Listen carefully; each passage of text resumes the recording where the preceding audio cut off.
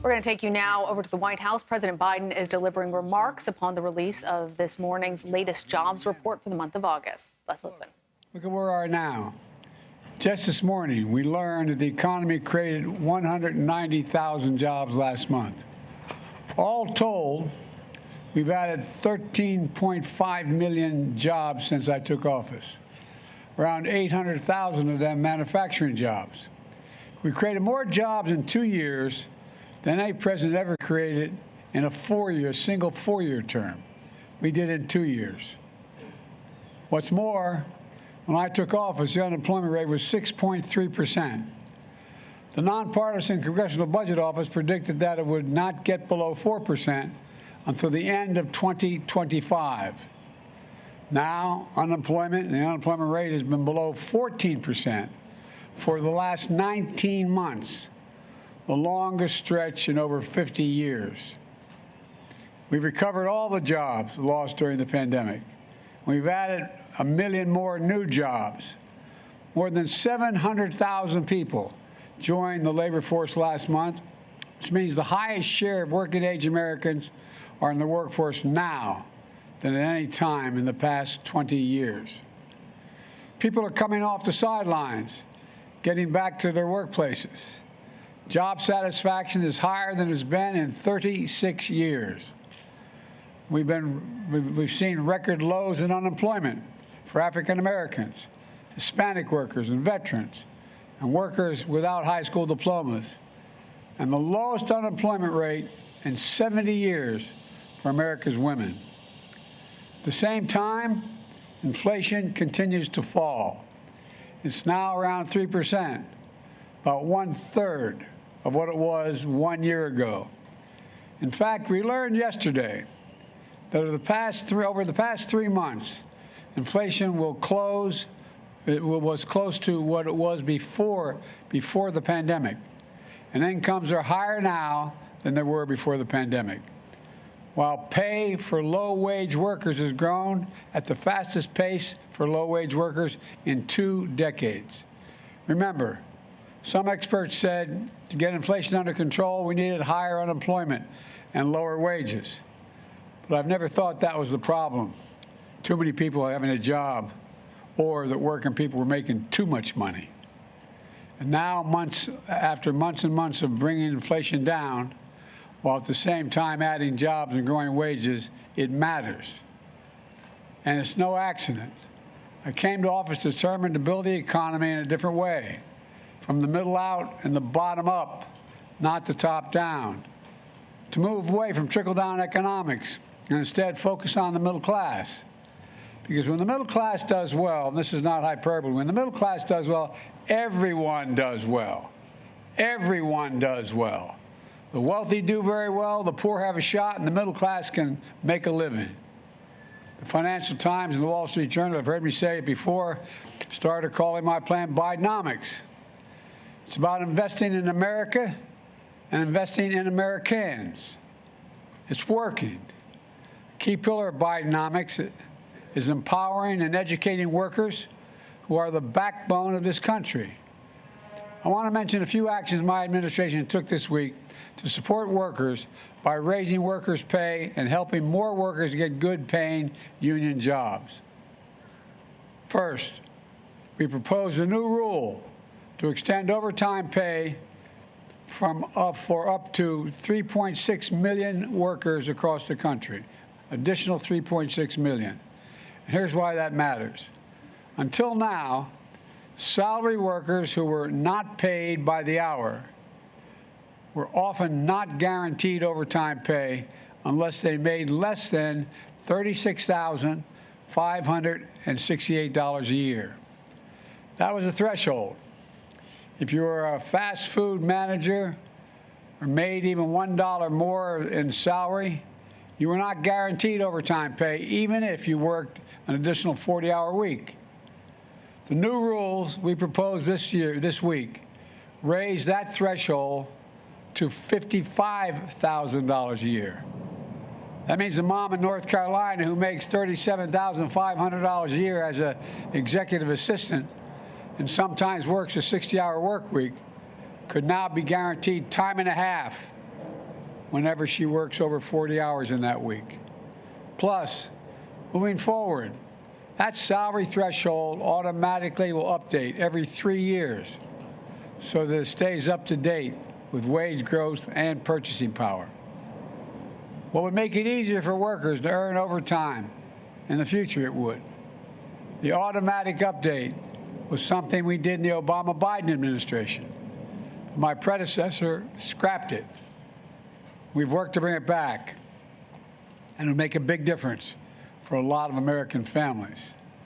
Next, thanks to the Inflation Reduction Act, which I might add not a single member of the other party voted for, we're making the most significant investment in clean energy and combating the existential threat of climate change that's ever been made anywhere in the world. According to outside experts, the Inflation Reduction Act is projected to create more than 1.5 million jobs over the next decade, which I said when I was writing the legislation.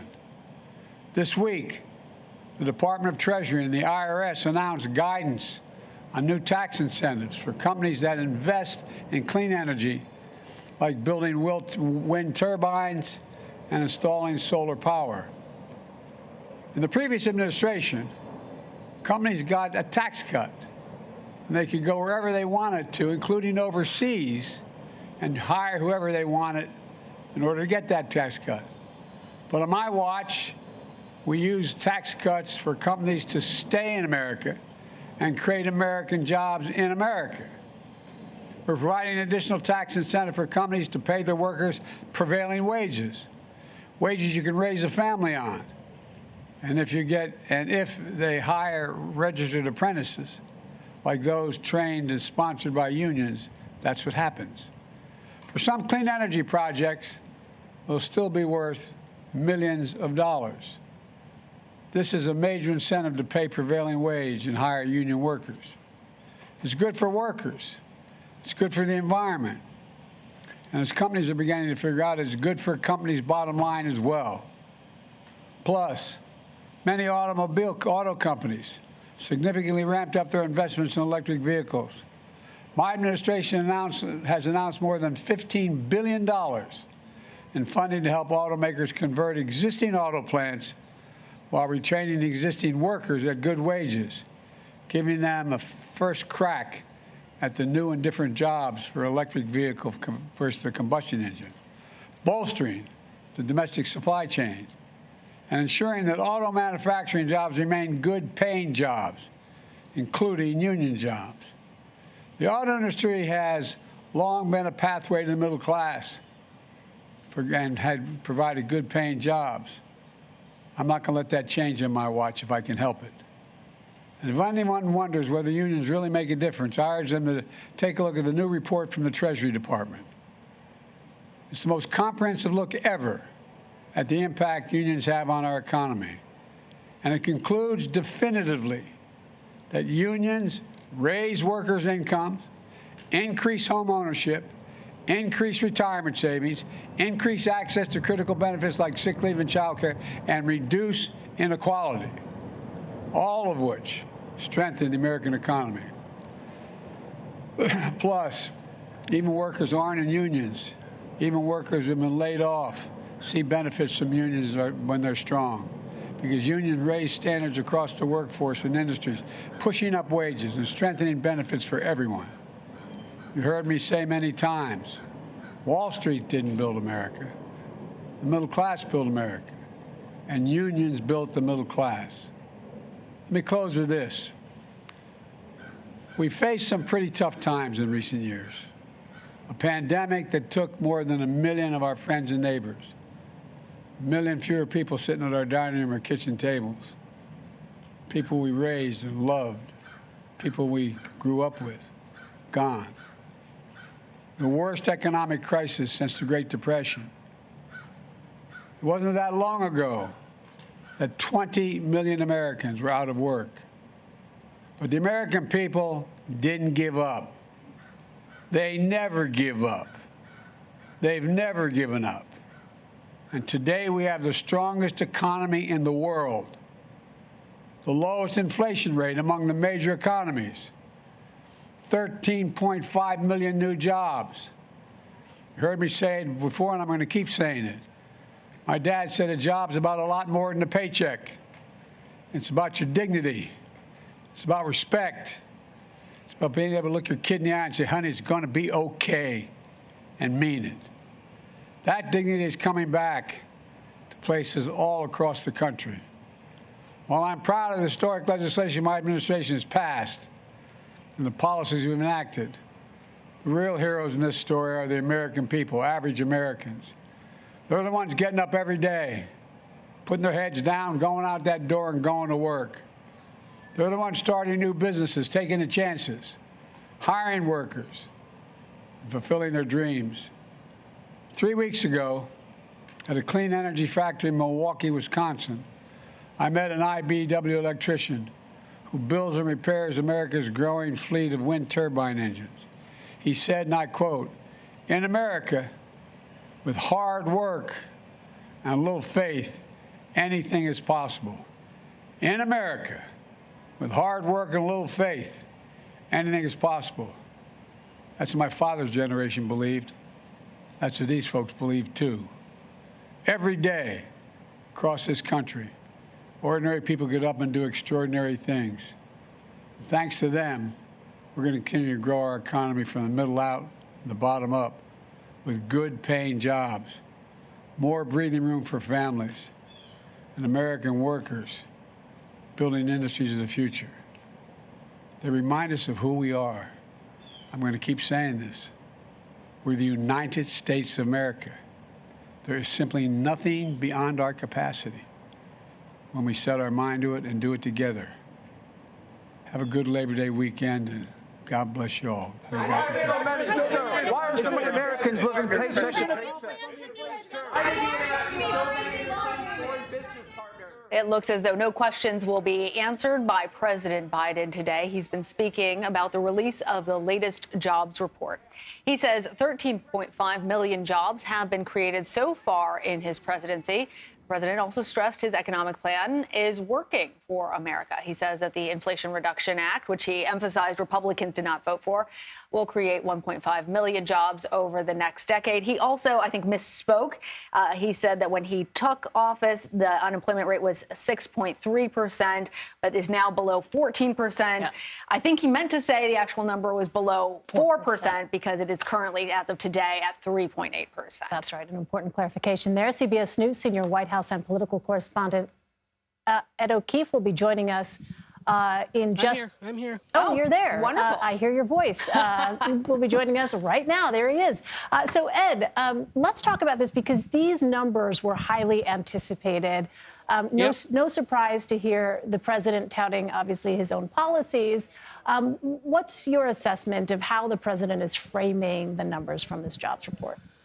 Well, look, it's a sign that the job market is cooling ever so slightly, but he continues to argue that the economy, as it continues to grow and as jobs get added, are because of policies implemented by this White House. The bigger concern, and it's certainly out of his control, is how the Federal Reserve will see these job numbers and account for them when they consider what to do about interest rate hikes. So, this is a sort of traditional, typical attempt to tout the good numbers whenever there's growth, even though the unemployment rate ticked back up.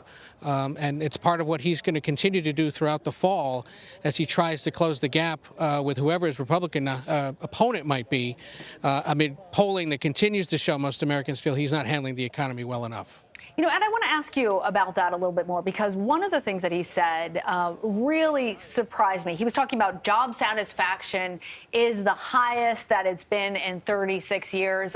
Elaine knows that I immediately started jumping into research to try and fact check that. It seems like that number came from the Conference Board, which found that Americans, 62.3% were satisfied with their jobs. But interestingly, MetLife, which has also been conducting the same sort of research, found that job satisfaction was at an all-time low over the last 21 years. So it goes to exactly your point. There is this discrepancy between different groups of people. And even in the surveys, it doesn't seem to match up. How is the White House trying to overcome what seems to be this this disconnect between how the numbers are being presented by them and then how other people are feeling about the strength of the economy?